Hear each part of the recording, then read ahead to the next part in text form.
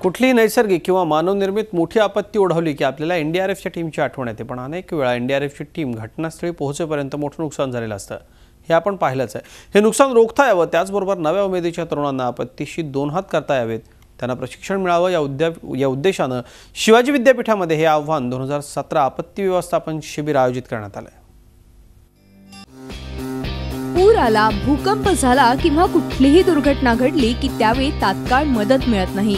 मदत मिळेपर्यंत मोठं नुकसान झालेलं असतं। हेच टाळण्याच्या उद्देशानं आव्हान 2017 हे राष्ट्रीय सेवा योजनेचं राज्यस्तरीय शिबिर कोल्हापूरच्या शिवाजी विद्यापीठात सुरू आहे। या शिबिरात राज्यातले विविध कॉलेजेसचे 1200 विद्यार्थी सहभागी झाले असून त्यांना प्रशिक्षण देण्यासाठी एनडीआरएफची टीम दाखल झाली आहे। या प्रशिक्षणामध्ये उपलब्ध साधनांच्या आधारे बचाव कार्य कसं सुरक्षित पार पाडावं, तराफे कसे तयार करावेत, दोरांच्या सहाय्यानं तात्पुरती जीव रक्षणाची सुविधा कशी उभारावी, क्योंकि उनको एक रास्ता मिलता है, लेकिन ये ट्रेनिंग बड़ा रिस्की है और ट्रेनिंग एक दिन में नहीं होता है। हम सिर्फ उनको ये बता रहे हैं कि ऐसे भी रेस्क्यू होता है, ऐसे परिस्थिति में हम इस प्रकार रेस्क्यू कर सकते हैं।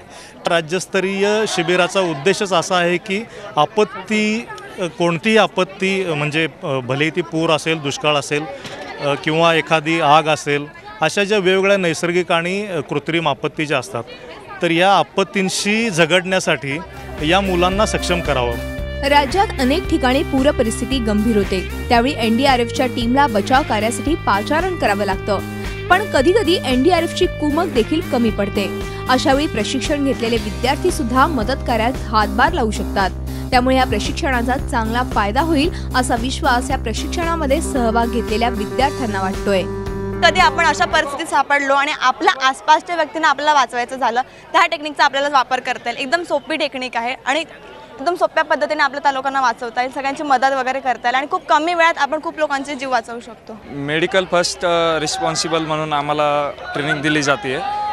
जिथे कुठे ॲक्सिडेंट झाला तर त्याला कशा प्रकारे CPR द्यायचा, हार्ट अटॅकचा पेशंट असला तर त्याला कसं CPR द्यायचा, आणि ॲक्सिडेंटमध्ये असे वेगवेगळे प्रकारचे असतात। एनडीआरएफला कॉल करून लगे बोलू शकत नाही, त्यामध्ये आपण पहिल्यांदा रिस्पॉन्सिबिलिटी घेऊन ते काम थोडं त्याला हातभार कसा लागेल आणि त्याबद्दल आपण थोडी मदत कशी करू शकेल, म्हणजे इझी कसं करू शकेल हे शिकण्याचा प्रयत्न आम्ही यातून करत आहोत।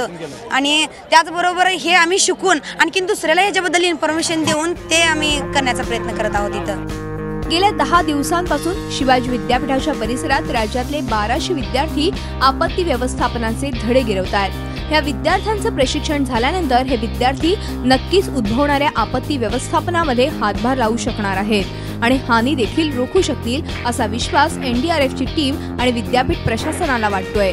प्रताप नाईकसह bureau report, Zee media, Kolhapur. Zee 24 तास रहा एक पाऊल पुढे।